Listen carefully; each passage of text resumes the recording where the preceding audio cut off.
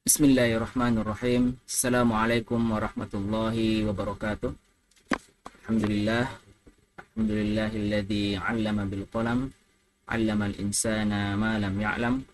Asyhadu an la ilaha illallah wahdahu la syarikalah wa asyhadu anna Muhammadan abduhu wa rasuluhu la nabiyya ba'dah. Allahumma shalli wa sallim ala sayyidil Mustafa Muhammadin sallallahu alaihi wasallam wa ala alihi wa kafati ashabihi ajma'in wa amma ba'd.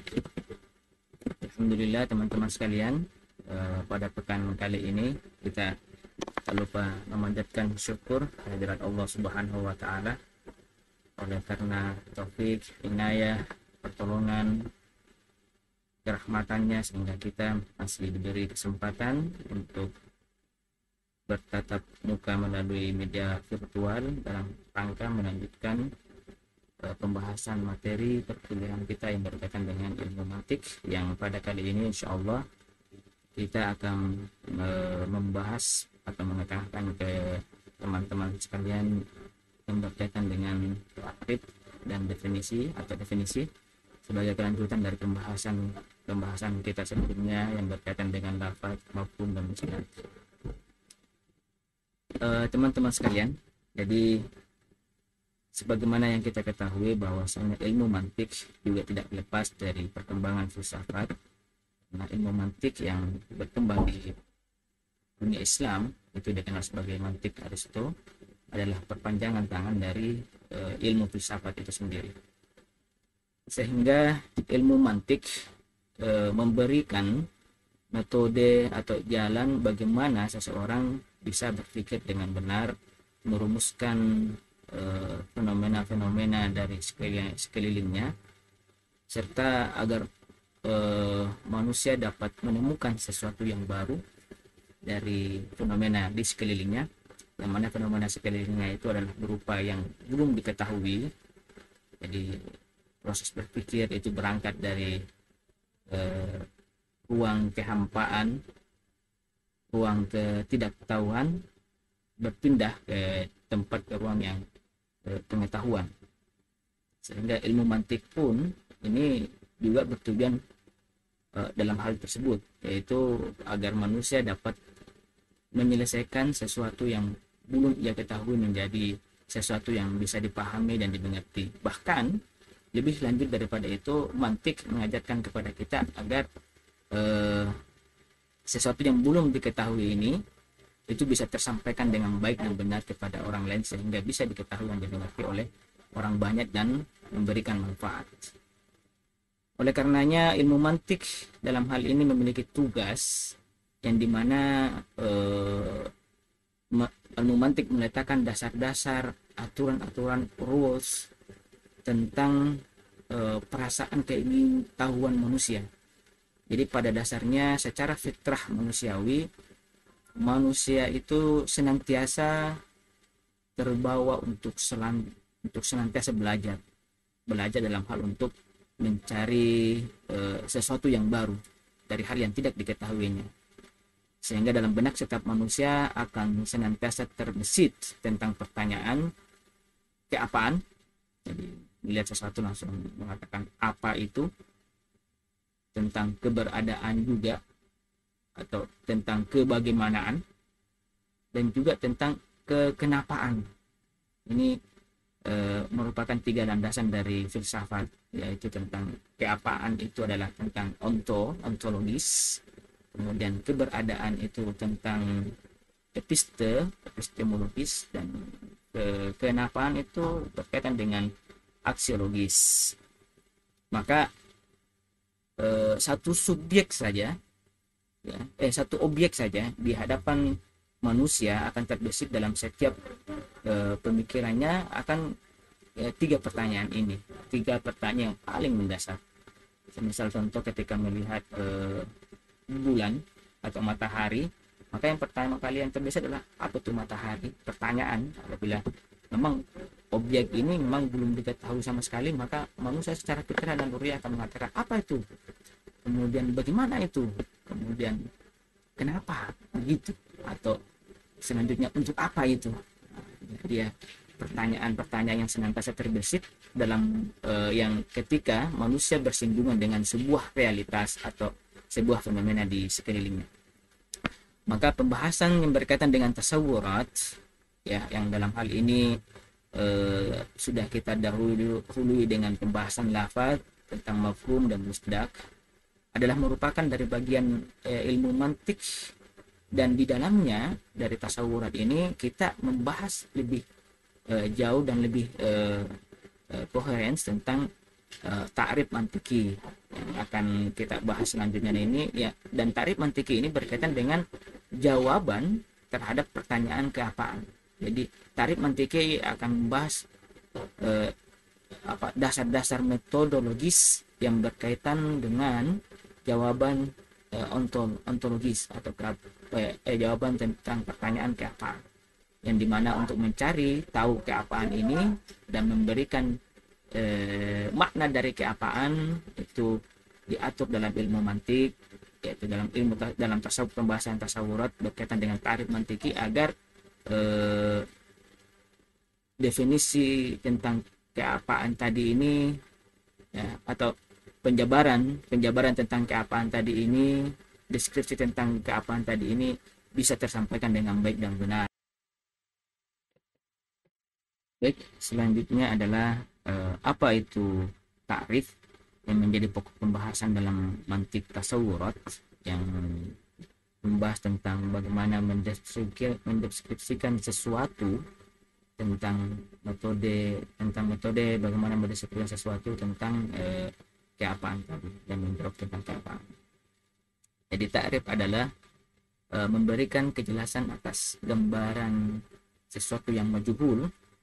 Majhul ini dari bahasa Arab yang berarti sesuatu yang tidak diketahui, melalui perantara mafhum, konsep, dan gambaran-gambaran yang sudah diketahui yang ada dalam benak.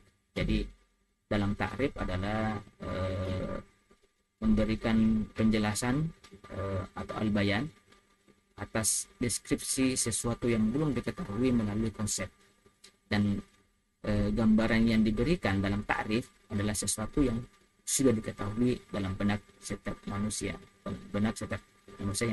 yang akan menangkap dari konsep tadi. Sehingga pemahaman tentang lafaz itu perlu, pemahaman tentang mafhum juga perlu, sehingga ketika kita memilih lafaz dalam takrif itu harus sesuai dengan konsep-konsep yang ada, dan gambaran yang diberikan dalam konsep tadi itu adalah sesuatu yang lumrah dan diketahui oleh setiap orang. Sehingga ini yang dimaksud dengan takrif atau pendefinisian, sehingga dari kata yang belum diketahui menjadi sesuatu yang diketahui karena memberikan gambaran-gambaran dari mafhum atau konsep yang sudah diketahui oleh orang itu. Itu yang dimaksud dengan takrif. Gambaran tentang apa yang hendak kita tarifkan atau yang akan didefinisikan ini selanjutnya kita sebut sebagai al-mu'arraf. Yang mau ditarifkan, yang mau didefinisikan itu namanya mu'arraf, sedangkan gambaran yang mengakibatkan seseorang mengetahui apa yang ditarifkan atau mu'arraf ini menjadi diketahui, itu disebut dengan istilah al-mu'arrif. Jadi ada istilah mu'arraf dengan al-mu'arrif. Contoh, manusia adalah hewan yang berakal. Manusia adalah mu'arraf, kemudian hewan yang berakal itu namanya al-mu'arrif. Mu'arraf yang didefinisikan yaitu manusia, dan hewan yang berakal adalah gambaran tentang yang didefinisikan, yaitu hewan yang berakal tadi. Itulah yang dimaksud dengan al-mu'arrif. Jadi ada dua pembagian dalam ta'rif, mu'arraf dengan mu'arrif. Satu, dalam teks terminologi bahasa, mu'arraf ini adalah ismul maf'ul, sedangkan al-mu'arrif ini ismul fa'il dari asal fi'il madinya itu arrafa yu'arrifu ta'rifan wa huwa mu'arrifun wa dzaka mu'arrafun. Nah, ini dia nih ya, ketika kita mendefinisikan tentang apa itu manusia dengan mengatakan bahwa manusia adalah hewan yang berpikir, maka manusia adalah sebagai mu'arraf, sedangkan hewan yang berpikir adalah sebagai mu'arrif. Mu'arraf yang didefinisikan dan mu'arrif yang mendefinisikan, gambaran yang mendefinisikan tentang manusia, itulah mu'arrif. Lantas apa tujuan ta'rif? ya, yang pertama ini perlu dipahami, karena ketika tujuan ta'rif ini diabaikan oleh seseorang, maka tidak tercapailah dari penggambaran tarif tadi, sehingga tarif tadi dianggap sebagai cacat karena tidak memenuhi tujuan-tujuan daripada tarif. Jadi ada dua tujuan yang harus dipenuhi dalam definisi ketika seseorang ingin mendefinisikan dan menjabarkan sesuatu yang keapaan yang belum diketahui oleh orang lain. Pertama, dia harus memberikan gambaran yang jelas dan benar tentang mu'arif, tentang mu'araf. Ya. Jadi mu'arif harus memberikan gambaran yang jelas dan benar, dan gambaran tadi melalui perantara konsep-konsep yang sudah dipahami oleh orang lain. Kemudian yang kedua, memisahkan mu'arraf atau yang didefinisikan dari selainnya secara keseluruhan dan sempurna. Dalam artian, ketika kita mendefinisikan barang A, kita benar-benar memberikan barang A ini sesuatu yang independen dengan takrif tadi, sehingga tidak bisa tidak tercakup di dalamnya selain daripada yang kita definisikan. Satu contoh, ketika kita mendefinisikan tadi manusia, yaitu hewan yang berakal, maka kita dengan serta-merta membuat batasan, ya. Ketika kita membuat definisi hewan yang berakal, kita telah membuat batasan secara sempurna dan secara keseluruhan bahwa apabila dia hewan dan berakal, maka itulah namanya manusia. Sehingga kalau misalnya ada jenis hewan kemudian tidak berakal, maka dia bukan manusia. Jadi batasan daripada manusia ini adalah dia adalah hewan namun dia berakal. Itulah batasannya, memisahkan dari yang definisikan dari selainnya secara keseluruhan dan sempurna. Tarif yang benar adalah ketika kita dapat mewujudkan kedua tujuan di atas. Apabila kedua tujuan ini tercapai, yang pertama memberikan gambaran yang jelas dan dipahami oleh orang, kemudian yang kedua membuat mu'arraf, itu memberikan batasan kepada mu'arraf secara keseluruhan dan sempurna, maka takrif ini dianggap sebagai takrif yang benar. Metode yang disampaikan pun sudah benar dan bebas daripada cacat. Namun apabila salah satu daripada tujuan ini tidak tercapai, maka dianggap takrif tadi adalah cacat. Semisal gambaran yang diberikan pada takrif itu tidak bisa dipahami, samar-samar maknanya, maka dia menjadi cacat. Atau definisi yang dia berikan dari yang didefinisikan ini tidak menyeluruh, tidak memberikan batasan, justru kontradiksi dan kontra konsepsi, maka dia menjadi definisi yang cacat dan tidak mungkin akan menjadi sesuatu yang tidak bisa diterima gitu, dan gagal dalam membuat definisi. Sehingga kedua tujuan ini harus dipenuhi ketika seseorang ingin membuat takrif atau definisi dalam sebuah kata. Kemudian para ulama mantik menyebutkan bahwa apabila seseorang ingin menghasilkan takrif yang benar dan bermanfaat, itu haruslah ada koridor yang harus dijalani oleh orang tadi. Jadi ada koridor, ada syarat, ada kaidah-kaidah yang perlu dijalani, perlu dipatuhi, aturan-aturan tadi perlu dijalankan oleh seseorang ketika ia akan merumuskan takrif atau definisi. Ketika dia ingin mendefinisikan sesuatu, kaidah ini harus dijalani, harus diikuti. Di samping kedua tujuan tadi sebelumnya juga harus diperhatikan dengan baik. Dua tujuan tadi itu bisa tercapai apabila seseorang memenuhi kaidah-kaidah dan aturan-aturan yang akan kami sampaikan tentang takrif. Jadi apa kaidah yang pertama? Yaitu ayakuna ta'rif musawiyan lil mu'arraf jami'an wa mani'an fala yakunu a'ammu minhu wa illa kana ghairu mani'in min dukhuli afradi ghairil mu'arrafi fihi wa la yakunu akhassu minhu wa illa kana ghairu jami'in li jami' afradil mu'arraf. Ini kami ambil dari memang asalnya yang berbahasa Arab, ya, ilmu mantik, buku yang berbahasa Arab. Apa maknanya? Jadi takrif hendaklah memenuhi kriteria yang tadi kita sebutkan, ayakuna jami'an wa mani'an. Takrif tadi sifatnya jami dan sifatnya mani. Apa yang dimaksud dengan sifat jami dan sifat jami dan mani? Sifat jami adalah apabila ta'rif mencakup keseluruhan afrad dalam mu'arraf. Kita sudah terangkan kemarin tentang misdak daripada mafhum kemudian misdak. Jadi misdak yang tercakup dalam lafaz yang disebutkan dalam ta'rif itu mencakup keseluruhan afrad. Kemudian dan mu'arraf ya, dan mu'arraf.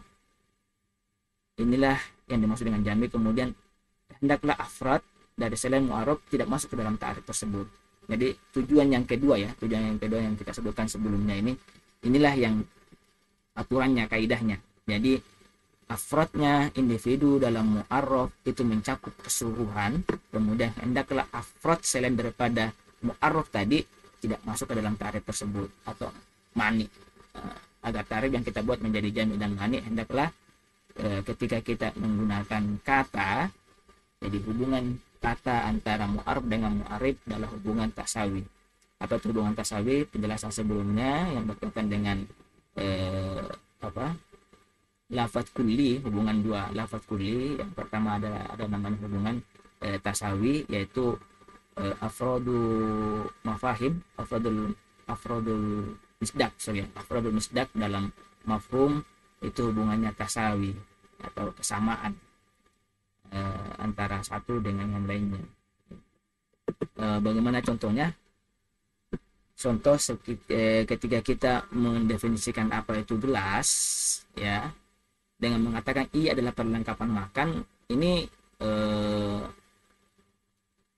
kita tidak dapat mendefinisikan gelas, ya. Kita tidak dapat mendefinisikan gelas dengan mengatakan gelas adalah perlengkapan makan. Kenapa? Karena apa yang didefinisikan dengan dengan yang mendefinisikannya, itu yang mendefinisikannya lebih luas cakupannya. Perlengkapan makan itu amat sangat banyak, bukan hanya gelas, piring, sendok, mangkok,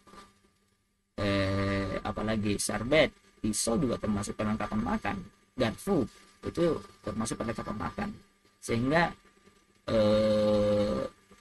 ketika kita mendefinisikan gelas sebagai perlengkapan makan, ini tidak memenuhi syarat maniknya, ya, tidak memenuhi syarat maniknya. Karena ketika kita menjelaskan perlengkapan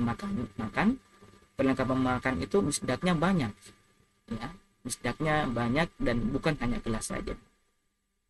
Atau ketika kita mendefinisikan apa itu manusia dengan mengatakan hewan yang dapat membaca dan menulis, ini mu'arifnya sangat sempit cakupannya. Kenapa sangat sempit cakupannya? Karena yang dapat membaca dan menulis itu tidak semua manusia, ya. Ada manusia yang mungkin dianggap sebagai ummi, ya, tidak bisa membaca dan tidak bisa menulis, atau memang tidak pernah belajar membaca dan menulis sehingga tidak tahu membaca dan menulis. Maka definisi manusia menjadi gagal oleh karena mu'arifnya, ya, atau yang mendefinisikannya, cakupannya atau afrod cakupannya individu dalam mu'arifnya itu cakupannya sangat sempit, ya, sangat sempit. Karena yang dapat membaca dan menulis itu tidak hanya manusia. Baik, selanjutnya rule atau aturan yang kedua adalah ayakuna ta'rif wafiyan bil gharad al maqsud minhu wa huwa syarhun haqiqiyatul mu'arraf. Ayakuna ta'rifu wafiyan bil gharadi al maqsud minhu wa huwa syarhun haqiqiyatul mu'arraf. Maksudnya adalah takrif hendaklah lebih jelas bagi orang lain dari mu'arraf dari segi mafhum dan lafaz. Oleh karena salah satu kerancuan yang paling besar dalam ilmu pengetahuan adalah dalam masalah takrif, karena takrif memberikan takrif yang salah dan samar. Dalam artian ketika mu'arraf dan mu'arrifnya, ya, mu'arrifnya itu harus lebih jelas dan tidak memberikan kata-kata yang samar yang tidak bisa ditangkap. Karena kita hendak tujuan kita hendak ketika kita membuat takrif definisi adalah agar orang lain lebih jelas dan lebih paham dengan maksud kita. Semisal kita ingin mendefinisikan kata berbahaya, apa itu berbahaya? Pendefinisian tentang berbahaya harus tersampaikan dengan baik dan benar kepada orang lain melalui definisi tadi, sehingga orang paham, oh ini yang dimaksud dengan bahaya. Gitu. Contoh ya, ketika kita hendak mendefinisikan apa itu udara dengan mengatakan bahwa ia adalah zat yang serupa dengan nafas, antara mu'araf dengan mu'arif di sini samar dan tidak jelas dengan mengatakan sesuatu yang serupa dengan nafas. Nafas itu apa? Nah, masih bertanya lagi kan? Iya. Jadi tidak menyelesaikan masalah ketika mendefinisikan apa itu udara. Ya. Ketika kita mendefinisikan apa itu udara dengan mengatakan udara itu adalah serupa yang nafas, pendefinisian di sini menjadi tidak tuntas karena masih samar dan masih menimbulkan pertanyaan pada benak orang ketika mendengar mendengar definisi tadi, sehingga definisi yang seperti ini adalah contoh definisi yang gagal atau cacat. Kemudian yang ketiga, ayakuna ta'rifa kholian minal alfaz al-mustaraka al-majaz.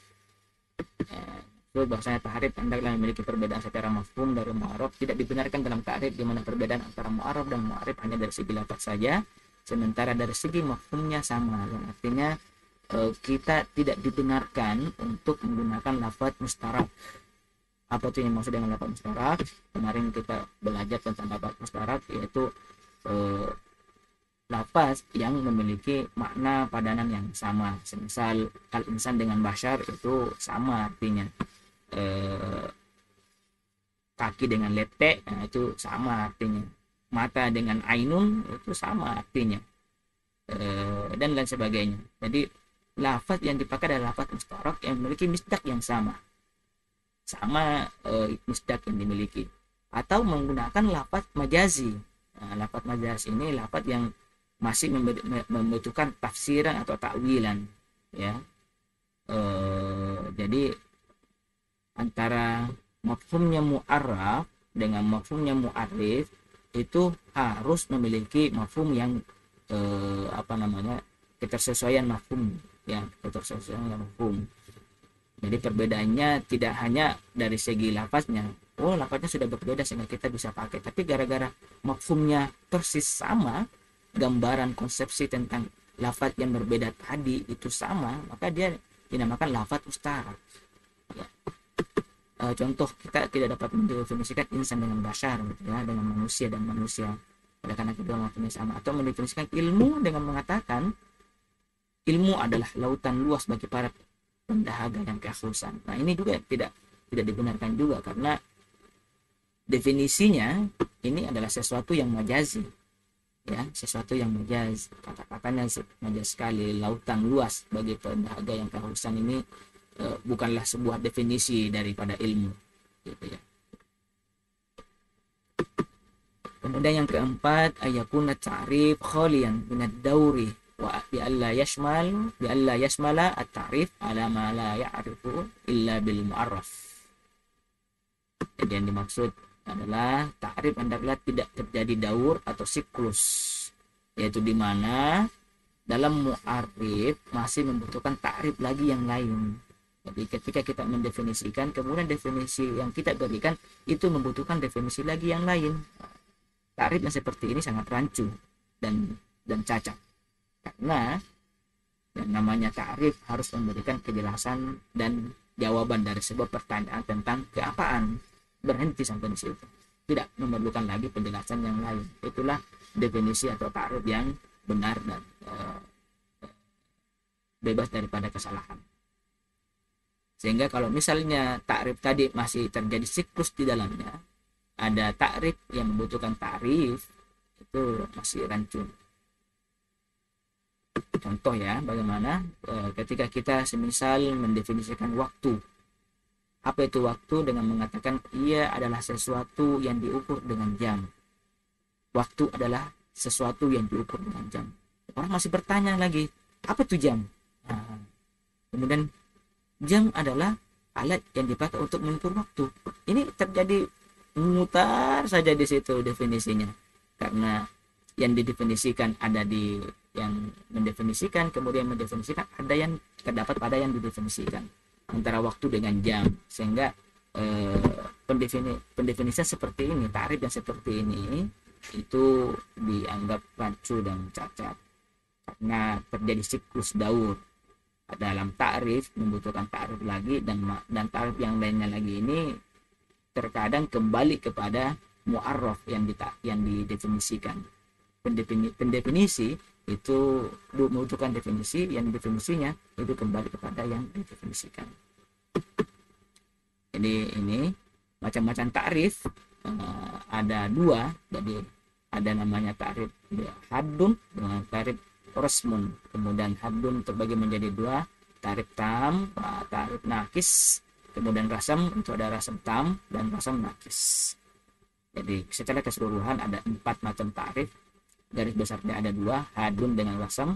Kemudian ada tam yang sempurna, nakis yang kurang, tam yang sempurna. Jadi takrif dengan had atau batasan merupakan jenis takrif yang paling mendasar dan paling sempurna. Dan tujuan daripada takrif ini adalah menjelaskan hakikat sesuatu.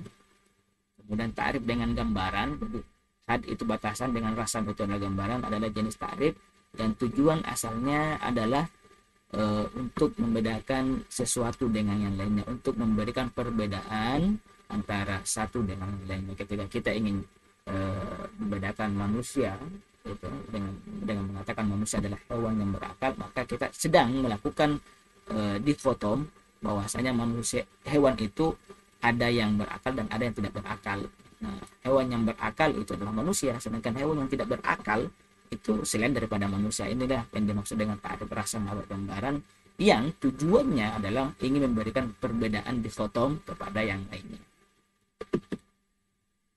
Selanjutnya tentang pembahasan pembagian macam-macam takrif ini, insya Allah akan kita bahas lebih lanjut dan lebih dalam lagi pada pertemuan selanjutnya, insya Allah, yaitu tentang model-model mantiki dan penyampaian takrif dengan pengenalan terhadap kulliyat khamsah. Karena ketika kita ingin membahas tentang haddun, batasan, dengan rosem atau gambaran, kita harus memahami apa itu kulliyatul khams.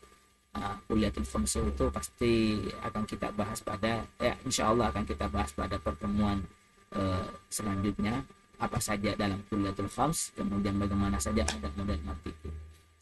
Mungkin saya cukupkan pembahasan kita pada kali ini, pada pertemuan kali ini, sebagai awal dari pertemuan kita yang berkaitan dengan pembahasan berkaitan dengan mantik tasawurat, yaitu berkaitan dengan definisi, dan akan kita lanjut dan lebih dalam lagi akan kita bahas pada pertemuan selanjutnya tentang jenis-jenis takrif tadi, yaitu takrif haddun, kemudian takrif rosmun, kemudian haddun yang dua, tamun sama nakis, atau rosmun tamun sama rosmun nakis.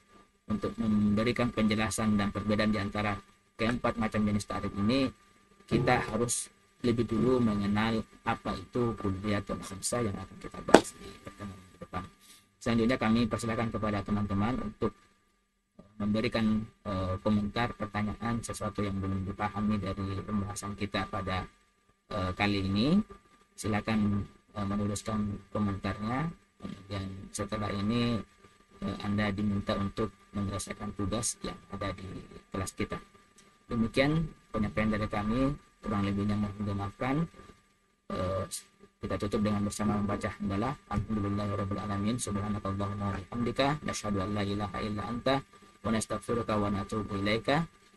Wallahu muwaffiq ila aqwamit thoriq. Assalamualaikum warahmatullahi wabarakatuh.